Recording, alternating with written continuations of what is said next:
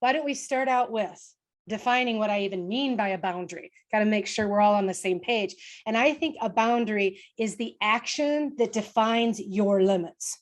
So we can have many different kinds of boundaries. I'm going to be focused on mostly work boundaries, but I brought a personal one as well. See, boundaries are very personal in nature, and none of us have the exact same ones. But what the key is to take the time to identify yours and then develop the techniques to hold the line firmly in place.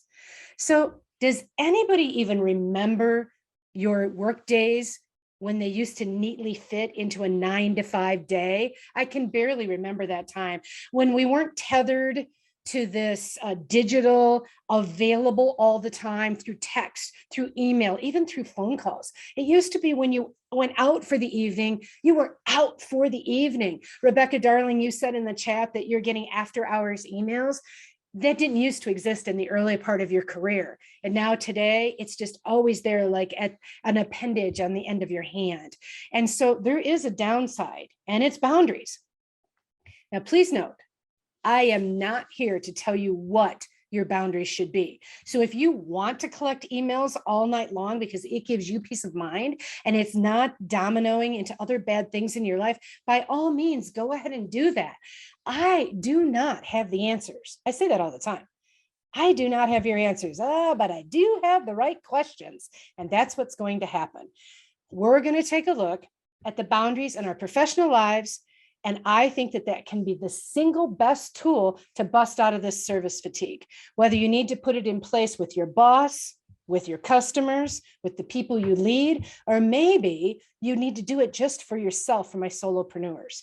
So in this session, I am going to ask you 4 tough questions for which there is no right or wrong answer, but rather self-reflection moments. Now, for those of you who are joining me live, thank you so much for coming. And I'm going to ask you, when I get to some of the questions, if you have an answer and you're willing to share it in the chat, throw it in, no requirement, but it is fun to take a look at later. I love looking at the chat. And certainly those of you who are listening to me can read the chat at the same time and multitask. And so please feel free to play along. Question number 1 is for those of you listening to this who lead other people. In some way or another, you're responsible for being a boss of some kind. My question's for you. Have you created a work environment that allows team members to fully sign out at the end of their shift? Or do you expect them to stay connected even when they're off the clock? Now, if you answered yes, you believe that you've set the boundaries, then my next question is, are you confident that you've clearly expressed that to the team? So last year, I did a leadership training with a group of 7 top-level managers in a healthcare organization. And I brought up the topic of service fatigue, and to no surprise, found out that they were finding their way through the effects of leading during this challenging time. And not only were they experiencing their own fatigue, but at the same time, they were dealing with the falling energy of their entire team. Now, here's the part that shocked me. It wasn't the leader who was demanding the after hours effort of her team, but rather several key managers, especially the one in the clinical manager role, who self-inflicted. More on that in just a minute. But on the spot, I decided to dig a little deeper. And I asked the administrator, and I was already guessing what she was going to say. I said, well, have you told everyone here that you don't expect them to check email all night long, that it's okay to turn it off when the day's over and enjoy life outside the clinic? And now I'm just assuming she's going to go, well, I think I do. I thought I did. I thought she was going to be wishy-washy, but it was not that way at all. She confidently, immediately said, yes, I have done that. And I looked around the room and I expected these managers to kind of sheepishly look like, no, she doesn't. That isn't the case. That isn't what they did. They all nodded at the same time saying, in fact, she has let them off the hook, which leads me to question number 2. For those of you who work for others, like this clinical manager and the other 6 managers at the table, how much of your out of bounds behavior is self-inflicted? I posed that question to the team, focusing directly on this clinical manager who works many more hours per week than is required or expected. She does it by choice, as do many other members of the team. And looking at the people who are here, and I know most of you personally, I think a lot of you fall into this category. You're doing it to yourself. So be honest. Are you guilty of self-inflicted boundary breakdown? I love that sentence. In fact, it's highlighted on my notes because I got to say it again. Are you guilty of self-inflicted boundary breakdown? Why? How did that become your normal if you're not forced to do it? Now, although these are not quotes from the team that I'm doing the case study on, that I'm sharing you with, here are my translations of their comments that they expressed in one way or another. And these are the thoughts that I had in response. I didn't say any of them, but I was thinking of them. So this is what they say in quotes. Even though they didn't say it, it's what they meant. It's what it takes to get my job done. My response, is it really? Or do you feel more in control with a constant on guard behavior? It's what the owner expects. Can you consider having an honest conversation to change those boundaries of expectation? If I don't stay on top of things, something might go wrong. Is that because you need better systems in place? This is how I stay out of trouble. Does it really keep you out of trouble, or is this just an emotional safety net? I want to do a good job. And you can achieve that by focused work effort during your hired hours. That's right. See me as the person who pokes you repeatedly with questions, having no idea what the right answer is. But you do. I conducted an interview about 2 weeks ago with a person that we will call Nancy. She's a membership director, was a membership director of a large association with demanding members. And after several decades of working all hours of the day, she realized it was time for her to make a change. And boy, was it. She was in desperate need of the change. So she recently left her job and took on a different opportunity. So I called and asked if I could ask her a few questions. And I had one really important question. Looking back now, what are the big things you've taken away in hindsight? And Nancy said, I put the pressure on myself to be available all the time. It was totally self-inflicted. I asked why. She said, I'm a yes person and I don't want to disappoint anyone. There was pressure from our members to be available. And I thought that if I worked hard enough, I'd be good enough. Wow. Can I say that again? Make sure you hear this one. I thought to myself that if I worked hard enough, I'd be good enough. We talked for almost an hour, and at the end, she said the one sentence that I think we all can grab onto. Here it is. Quote, my care for self is now in recovery mode. I am so proud of you, Nancy, for making the tough choice to change up your game. Absolutely amazing. All right, before I go on to question 3, I'm scrolling the chat. Let me back up and see what's in here. See if there's something I need to pull out. And Janice, thanks for being here. Janice, you said, because I can't get it all done in 8 hours. That's a totally different class.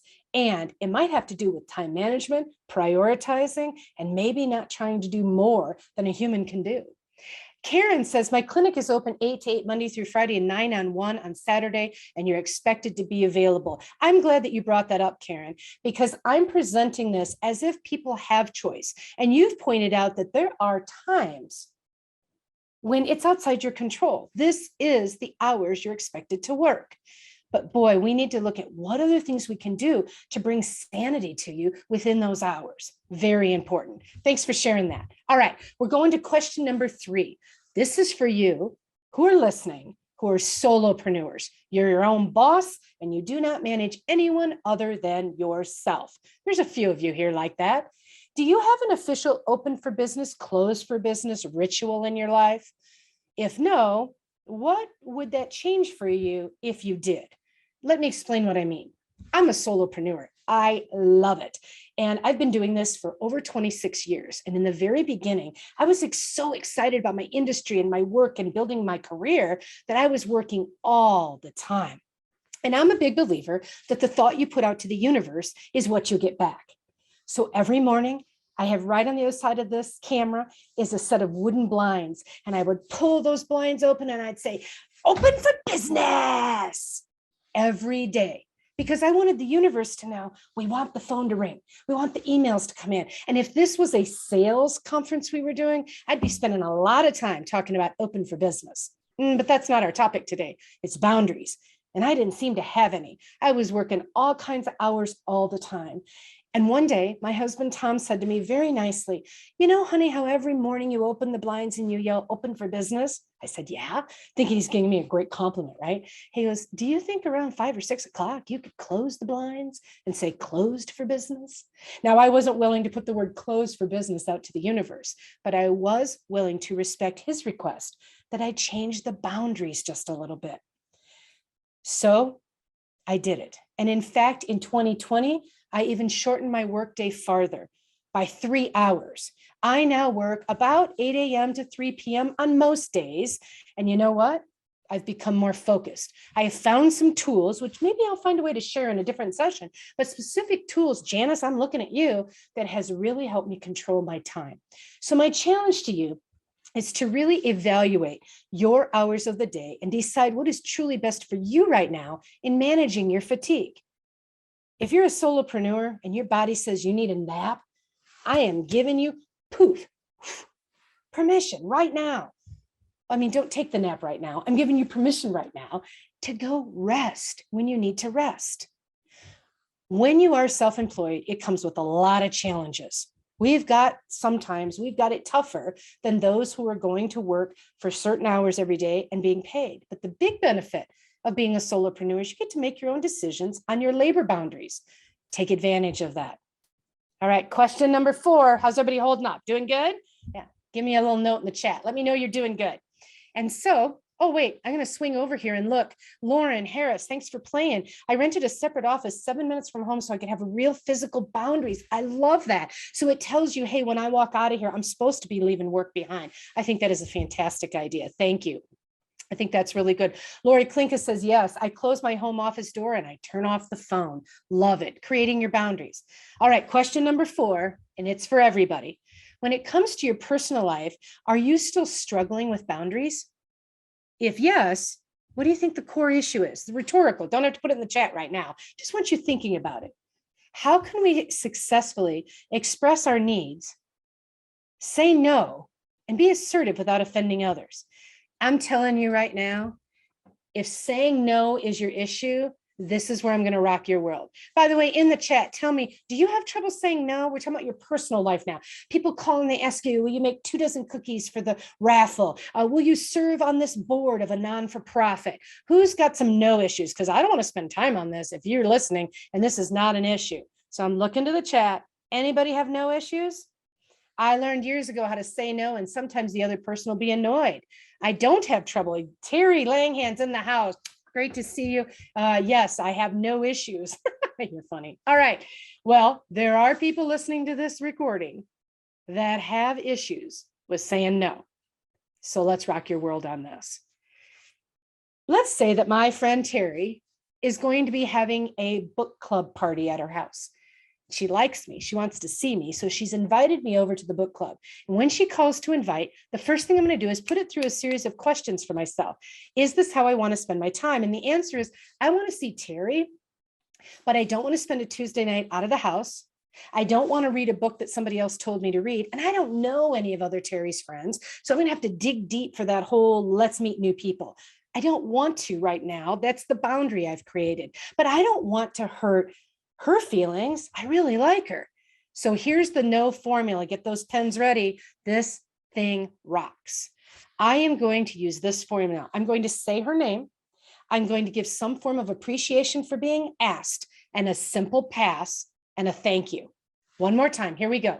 I'm going to use the name of the person talking to me, followed by appreciation for being asked, a simple no, and a thank you. Ready? Here's what it sounds like. Oh, Terry, thanks so much for thinking of me. I'm going to have to pass this time around, but thanks for asking. Hard period. Stop talking. He who talks next loses. That's the formula. And the first couple of times you do it, like Janice said, you say no to people and they're mad at you. But if you're doing it with a smile in your voice, I am not making excuses. I am just flat out saying, I need to pass this time, but thanks for asking. Boy, I would hope they wouldn't be mad at you for something like that. I would rather get a no thank you from someone than they say yes, make the commitment, and then no show on me or cancel at the last moment saying they've got a headache or something else came up. That's not the type of friend I want to be to Terry. If I say I'm coming, you can bet I'm showing up. But what happens when I don't want to be there? I heard somebody say once, and it stuck with me for years, our checkbook and our calendars need to reflect our values and our boundaries. One more time. Your checkbook and your calendar need to reflect your values and your boundaries. So if my calendar says Terry's house Tuesday night, 7:30, and that's not where I want to be Tuesday night, I have allowed someone else to take over my calendar, and that breaks down the boundaries. Denise says that saying no in my personal life is a challenge for me. I'm going to give you some word starters in just a second that maybe you can use and implement into the situations you find yourself in. When I think about boundaries, I'm taken back to a day when I was about 6 years old. My Aunt Whitey had an electric fence in her backyard. It was just this thin little wire that floated above a wooden fence, and it surrounded a 1-acre parcel of land. Now, inside that was a small few sheep. Excuse me, I couldn't spit it out. Inside that fence were a few sheep. And I'd been told by my father several times, actually every time that we went to Aunt Whitey's, never touch the fence. It's an electric fence. He explained that it would give me a shock and I wouldn't like it. Well, you tell a curious kid like me not to do something and moves it higher up on the desire list. So I remember thinking I would stand there and look at it. And I thought to myself, what if I touched it quickly? Nothing could happen if I do it really fast. So after several hesitant reach outs and quick recoils, I finally got the guts to try it. Guess what? The speed of contact does not change the zap power. It's only the length of the shock that changes. This was over 50 years ago. I gotta tell you, as I'm telling the story, I can feel the tingle in my arm. I can still feel what that right index finger got from that zap. See, I had to push the boundaries. The sheep never came near the fence line, and I'm guessing that they had learned a long time ago after first contact to back off.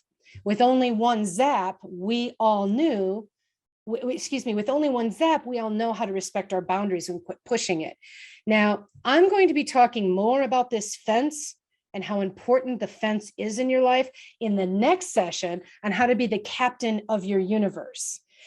But I bring it up now because you might be ignoring the zaps in your life, the boundary zaps, and it might present itself as stress, depression, anxiety, low energy, fatigue, or hopelessness. So let's get serious about doing something about it, okay? Now, before I do that, I see a question popped up, and Janice says, what's the best way to say no in business? I actually think it's the exact same formula I just gave you. So, if it's, let's say, Janice, you're a potential client, you're calling to ask me to do a job for you that for whatever reason is not fitting the boundaries I've created, then I'm simply going to use the formula. I'm going to say, Janice, thank you for considering me for the job. Right now I have to pass, but thank you. Now that sounds a little scripted and robotic. In real life, I would add boomerang words back at you, meaning words you gave me, I would turn around and use back out. But it has to do with the confidence at which we decline the job. And I think that's important. All right, homework time. Nobody likes the word, but boy, it's where the action happens. Now I'm serious about this, people. Starting today, here's your homework. I want you to make a list of where your time is being spent. Be honest and track it carefully. And try not to change your normal behavior just because you're tracking it. Reminds me of all the years that I did Weight Watchers, and I'd have a salad, the one meal that's right before weigh-in, as if that's going to fool the scale. So being honest with yourself is where the fixing starts. Now, after you've tracked about a week or so of regular activity, be your own best friend. Look at where you need to establish firmer boundaries. Do you want to stop hosting the extended family for dinner on Sundays? You do that every week and you've been doing it for 5 years. Well, then do it one more time, but let everyone know that you've decided to take a break and someone else is welcome to host, but it won't be you. You're resting for now. When I do programs with live audiences and get anywhere near this topic, I am shocked at how often, I mean, every time I would beg to say, is that someone approaches and gives me something similar to this scenario. My family expects this. I host every Christmas Eve. It's always the scenario of the family expects, therefore I do. And when I hear that, I always ask, is it in your best interest to continue doing this? Have you allowed the boundaries to drop? I know they have the expectation, but where is your responsibility in this? And most of the time they say, I just don't know how to tell them that I'm not going to do it anymore. I've learned over time that the words, I will have friends often call and say, give me the words for this. You're good with words. Tell me how to say this. And I didn't realize that at first that words is how we get this done.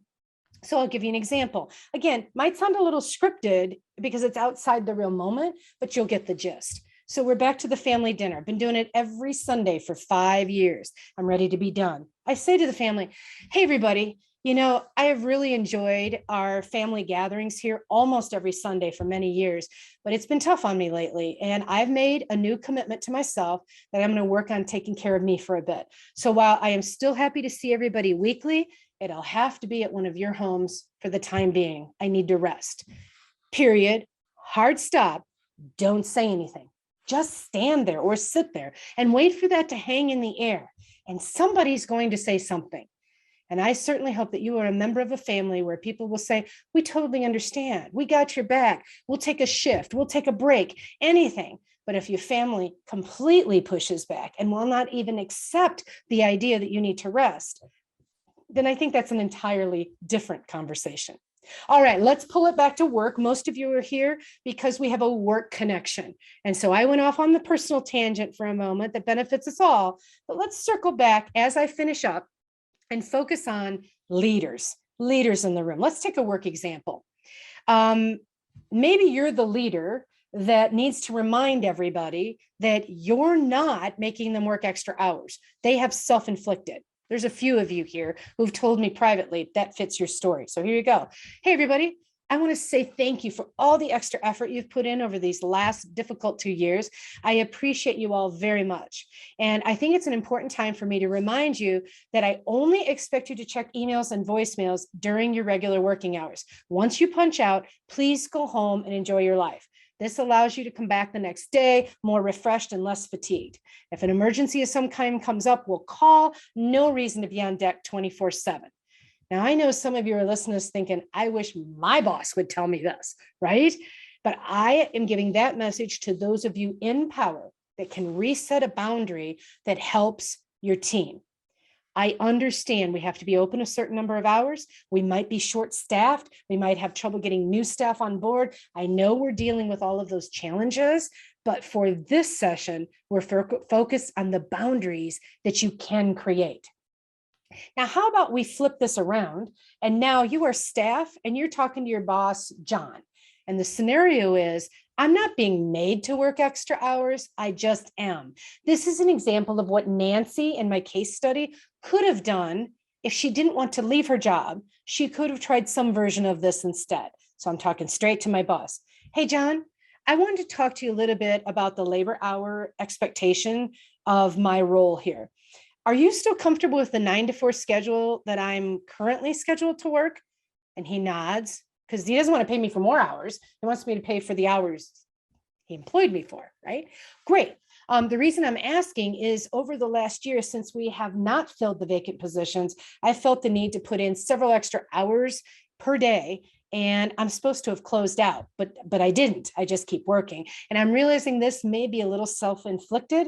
And I want to discuss the boundaries with you to make sure we're on the same page. I think I might be overdue for making some adjustments. This opens the window to adjustments to not working as much, self-inflicted, or maybe adjustments in my contract with him, how many hours I'm expected to work. Those of you who are salary, you can still have this conversation. Salary doesn't mean 24/7. Salary means an estimated amount of time to get the job done. And it's a conversation that might need to happen. So my summary for you on this round is do a time study, be honest with yourself on the results. Make a decision on your fresh boundaries. Maybe nothing needs to change, but if you're here, I'm guessing something needs to change. Find the words to explain it to others if necessary. And please know, I'm a resource for you. If you want to call and see if I've got some magic words for you, you all know how to find me. LaurieGuest.com gives you the number. If I'm not already in your cell phone, that is. Then track the benefit. Track the benefit of these changes you're going to make. And absolutely, you need to reap the reward. That's today's session. I am going to read through your chats after the fact, and I'll reach out to any of you individually. If you ask me a question I think I've got a magic answer to, I'll be sure to send that in. I hope that you'll re-listen to this video when it lands in your box next Tuesday. Pull out the parts that apply to you and take control of that fence boundary so that you can live a very healthy and happy life at home and at work. Next week, we're going to be talking Captain Cascade. I know you have no idea what that means because I made it up. And so you will have to show up to find out what tips I have in improving your service fatigue. See you next time, everybody. Thank you so much for coming. Bye.